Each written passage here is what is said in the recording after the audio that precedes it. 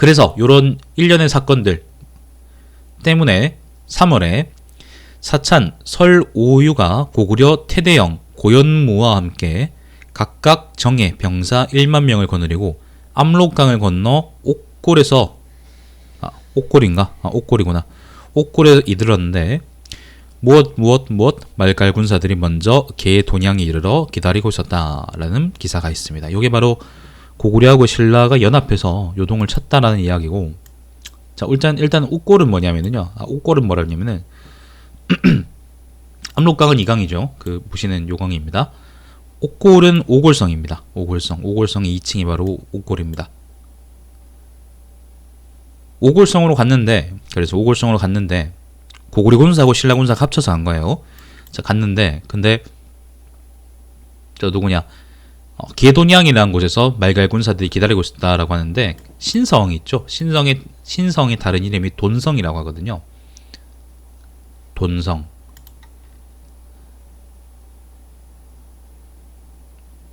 그래서 돈양이라고 그러면 양이라 그러는 게 이제 강북쪽을 의미하는 말이니까, 돈양이라고 하면은 아마 그 신성을 가리키는 게 아니냐 그런 억측이 있는데, 근데 맥락상 원문에서는 뭐냐면 말갈병, 선지, 개돈양이기 때문에 이게 만약에 말갈 군사들이 먼저 모두 돈양에 이르러 있었다라고 보기에는 좀 많이 힘들지 않나.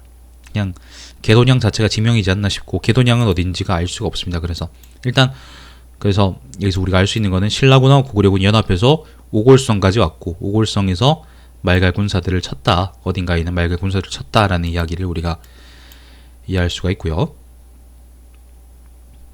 자, 김음순하고 김양도의 사건에서 볼 수 있듯이 나단관계는 계속 나빠지고 있었어요. 사신 억류하거나 이런 거는 전례가 없던 일이었거든요. 당나라는 백제 땅을 신라에 양보할 생각이 없었고, 그죠? 마찬가지로 신라도 백제 땅을 당나라에 양보할 생각이 없었습니다. 신라 입장에서는 고구려는 이제 먼 땅이고 애초에 이제 자기 땅이 아니라고 생각했기 때문인지, 그러니까 애초에 이제 협약상 김춘추하고 무열왕하고 그 다음에 그 짱눈이하고의 협약상 대동강 이남까지가 자기 땅이었거든요. 그렇기 때문에 자기 땅이 아니라고 생각했기 때문인지, 아무튼 고구려군하고는 협력해서 당나라라는 이제 공동의 적을 상대하기로 한 것 같고요. 이때 선제 공격이 있었던 걸 보면 이제 이미 이전부터 꾸준히 전쟁 준비가 있었고, 그리고 전쟁을 준비하고 있었고, 그리고 전쟁 자체도 이미 충분히 예측하고 있었고, 당나라에서도 이미 그걸 알고 있었던 것 같은데, 정황 상황이 이제 여러 가지가 있었죠. 그죠? 당나라가 신라에 너무 많이 개입하려 그런다. 그리고 사신 억류 사건도 있었고, 그리고 신라가 꾸준히 이제 옛날 백제 영토에 대해서 군사 행동을 하고 있었다는 것도 그렇고, 그리고 또 재밌는 정황이 또 하나 있어요. 일본 서기에 천지전환기에 보면은 잠깐만요. 일본 서기 천지전환기에 보면은 그 668년입니다. 668년 9월조를 보면요, 요게 평양성 함락 직전인데요. 신라의 사탁 급찬 김동엄이란 사람이 일본에 왔던 적이 있어요. 그때는 이제 외놈이었겠죠. 그때 당시에 일본 조정의 행태가 어땠냐면은, 혹시나 백제가 망했으니까 그 다음 신라하고 당나라의 타겟은 우리가 아닐까, 그렇게 해가지고 전국 각 지역에 이제 백제식 산성들을 막 짓고 있었던 때거든. 지으면서 거기를 거점으로 수비하려고 벌벌 떨고 있었을 텐데, 이때 신라 사신에 대해서 이제, 그러니까 구체적으로 무슨 얘기를 했는지 안 나오지만은, 이때 신라 사신들에 대해서 외조정에서 김유신한테 선물 드려라, 그렇게 해가지고 선물까지 딸려 보낼 정도로 되게 잘 대접해서 보냈거든요. 자세한 얘기는 안 나와 있는데, 680년에 나장 전쟁이 터지는 걸 고려를 할 때 아마 요때 김동엄이 전한 말이, 정황상 신라가 장차 당나라하고 전쟁을 할 거니까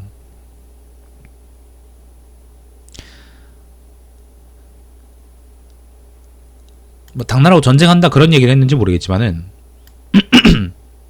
적어도 아마 외놈 칠 생각은 없으니까, 너희들을 칠 생각은 없기 때문에 우리끼리 이제 서로 협의하고 서로 친하게 지냅시다, 그런 얘기를 김동엄이 했던 것 같아요. 그래서 요거는 그래서 그 꾸준히 이제 외놈들은 백제를 지원했었고, 그죠?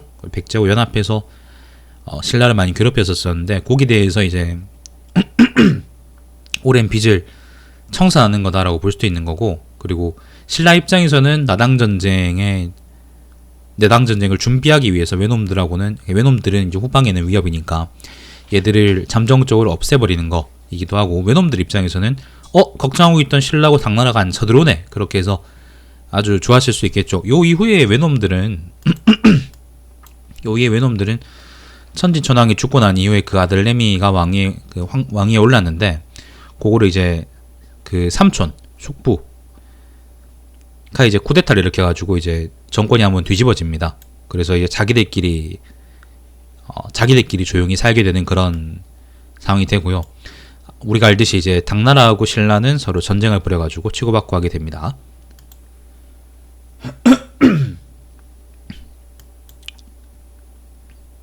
또 그게 있어요. 또 그 신라가 그럼 도대체 왜 당나라를 선제 공격하게 됐느냐라는 정황상 이유들은 또 많이 있습니다. 여러 개 있습니다. 이게 나당 전쟁이라는 게 이제 흔치 않은 중국하고 한국 사이 전쟁이기도 하고, 흔치 않죠. 중국과 한국 사이 전쟁은 특히 통일왕조하고 용민들이 아니라 통일왕조하고 한국 통일왕조 사이의 전쟁은 또 흔치가 않습니다.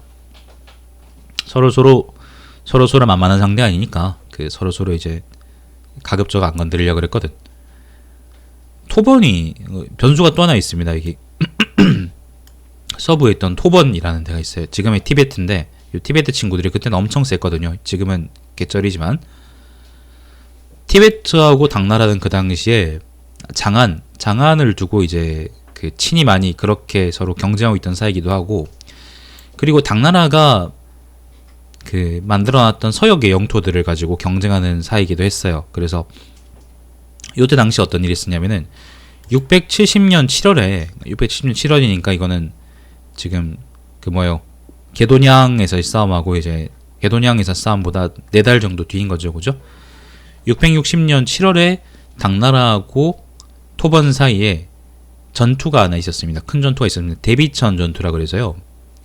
대비천 위치는 어디냐면은 그 여기 청해성 근처라고 했으니까 요 지역 어디일 겁니다. 요 지역 어딘가에서 가르친링이라는 그 토번 장군하고 아주 유명한 사례입니다. 설인귀라는 이제 당나라 장군하고 싸워서 토번이 당나라군을 아주 크게 작살내버립니다. 아주 크게 작살내버려요. 근데 큰 전투가 여기 있었다는 건 사실 그 이전부터 꾸준히 중국 그 당나라하고 토번 사이에는 긴장 상태나 혹은 산발적인 전투들이 있었다는 거고, 결국에는 당나라 입장에서는 그 장안 바로 옆에 있는 장안역이거든요. 장안 바로 옆에 있는 토번이 멀리 있는 신라보다는 훨씬 큰 위협이니까 이 지역에다가 군사적으로 그 군사적인 배치를 많이 해놓을 수밖에 없어. 그러니까 이게 신라 입장에서는 반대로 정반대 쪽에 있는 이제 요동 지역이나 아니면 고구려의 고토, 압록강 이남의 고토를 공격하기가 용이했던 거겠죠, 그죠? 이런 상태, 이런 여러 가지 정황들이 있습니다. 또 하나 또 있습니다. 정황적인 그게 박도유 모반 사건이라는 게 있어요. 박도유 모반 사건. 이게 논문 쓰는 분들은 가끔 분석하는 건데, 그 우리 보통 이제 그냥 취미로 공부하는 분들은 잘 모르는 거거든요. 한성 우리가 보통 아는 그 서울, 지금의 서울에 한성 도독이었던 박도유라는 사람이 백제인들하고 내영했다가 사전에 참수당하는 사건이 있었거든요. 발각돼가지고. 근데 그건 좋은데, 근데 요거 때문에 신라가 웅진 도독부 쪽으로 군대를 보내가지고 군사행동 했다는 거야. 그것 때문에 도독부하고 충돌이 있었고, 그래서 전쟁으로 번졌다라는 이야기도 있어요. 근데 요 이야기는 요 지금 문무왕 본기 마지막 부분에 보면 수세라는 사람이, 한성주 총관 수세라는 사람이 백제 무엇을 얻어가지고 마침내 일이 발각되어 대하찬 진주를 보내 목을 베었다, 이런 기사가 있거든요. 여기 670년 12월 기사인데, 수세의 모반 사건하고 박도의 모반 사건은 이제 똑같은 것 같아요. 정황상이나 아니면 직책이나 아니면 이름은 좀 다르지만은 그것 때문에 군사적인 충돌이 있었거나, 이게 670년 12월이라고 그러지만 이게 이제 연도가 잘못돼가지고 이전에 있었던 사건일 수도 있으니까, 이런 여러 가지 사건들 때문에 신라하고 이제 웅진 도독부 사이에 그 충돌이 계속 있었고 결국엔 이것도 나당 전쟁을 일으킨 주요한 원인 중에 하나다 그렇게 보는 학자들도 있습니다. 나당 전쟁의 원인에 대해서는 여러분이 그 리스에서 찾아보시면 분석을 해놓은 분들이 되게 많습니다. 엄청 많습니다. 이게 사실 되게 중요한 주제이기도 하고요. 어쨌든 신라는 당나라하고의 전쟁을 끝으로 해서 그 삼국 통일이라는 걸 완수했고 그리고 그게 나당 전쟁이라는 게 정작 백제하고 고구려를 치는 것보다는 훨씬 더 큰 전쟁 신라 입장에서 그죠? 전쟁이었음에도 불구하고 어쨌건 신라는 그걸 이겼고 당나라한테 당나라는 공식적으로 신라가 대동강 이남을 영유한다는 걸 인정할 수밖에 없었고 지금도 우리는 삼국 통일이다 그렇게 배우잖아 그지? 그랬기 때문에 나당 전쟁을 뭐 전쟁 과정도 그렇지만요 그게 왜 터졌는지 왜 신라가 당나라의 선빵을 때렸는지에 대해서는 분석하는 얘기들이 많으니까 그걸 한번 꼭 찾아보시면 좋겠습니다. 좋은 논문들 많습니다. 제 방송보다 훨씬 나아요 여러분. 논문 하나 읽으시는 게 제 방송보다 훨씬 낫습니다. 훨씬 낫습니다. 자 그래서 여름 4월 4일에 맞서 싸워 우리 군사가 크게 이겨 목베어 죽인 숫자를 가히 헤아릴 수가 없었다.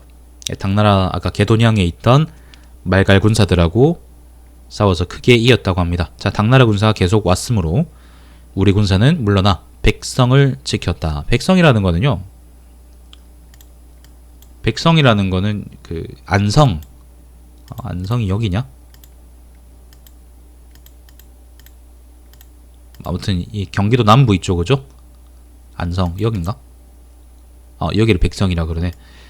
여기를 백성이라 그러는데 근데 사실 요동에서 싸우다가 갑자기 백성까지나 물러났다는 거는 좀 납득하기 힘든 것 같아요.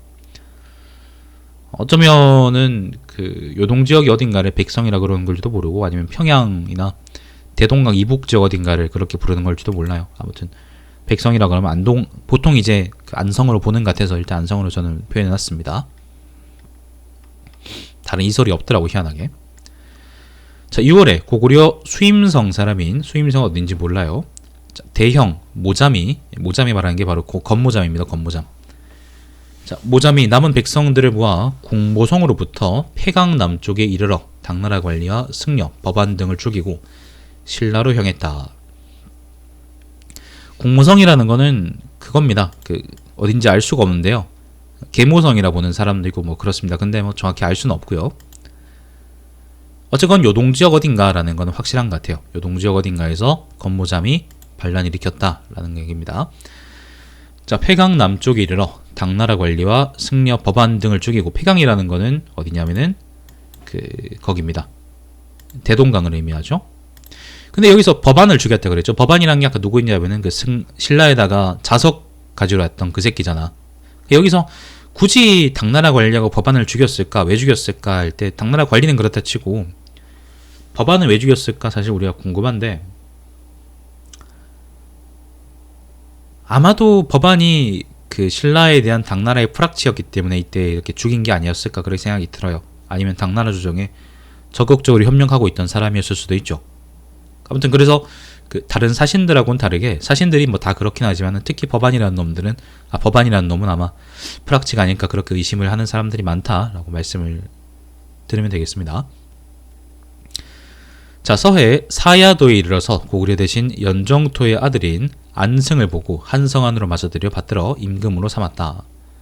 자, 연정토의 아들인 안승 누군지 아시죠? 그죠? 여러분이 아는 그 고구려 부흥운동의 안승입니다. 사야도 저건 어디더라? 사야도가 동물도 옆에 있던 요섬을 보고 사야도라 그러지. 인천입니다. 인천. 근데 연정토 아들이 왜 여기 있었을까? 자 소형 다식을 신라에 보내 슬피 아뢰었다. 망한 나라를 일으키고 끊어진 세대를 잇게 하는 것은 천하의 올바른 도리입니다. 오직 대국에게 이것을 바랄 뿐입니다. 우리나라의 선왕이 도를 잃어 멸망을 보았지만 보정왕이 있죠. 지금 우리들은 본국의 귀족 안승을 맞아 들어 왕으로 삼았습니다. 바라는 것은 변방을 지키는 울타리가 되어 영원히 충성을 다하고자 하는 것입니다. 왕은 이들을 나라 서쪽 금마저에 머물게 했다. 금마저는 지금의 익산입니다. 익산에 보면은 익산이 부안이구나. 전주, 김제, 익산 여기네. 익산에 보면은 그 금마면이라고 있어요. 금마면. 여기를 아마 금마저라 그랬을 겁니다. 뭐 저 이런 것들은 아마 지명에 붙이는 그런 말일 거예요. 특징이 있겠지. 왜 그래서 그 금마저에 보면은 금마저에 뭐 소고구려인가 뭐 그렇게 해서 만들었다 그런 얘기가 있죠, 그죠? 그래서 요게 가지는 의미는 요게 어떤 의미가 있냐면은 신라가 그럼 당나라처럼 황제 행세하느냐 뭐 그런 것도 있겠죠. 제후국도 두고 그러니까. 근데 이제 그거 이전에 이미 백제는 군사적으로 통합했고 통일했고 그 다음에 고구려도 어쨌건 우린 품었다 그렇게 명분적인 이유가 됐겠죠, 그죠? 그래서 백제 부흥군하고 신라는 시종일관 계속 적대적인 관계였지만은 고구려 부흥군은 당나라하고의 전쟁 때문에라도 협력할 수밖에 없는 위치에 있었고 그래서 이렇게 아까 이제 요동 선제 공격한 거하고 마찬가지로 그 꾸준히 협력하는 모습을 계속 보이는 것 같아요. 결과적으로는 고구려 부흥운동도 실패했죠.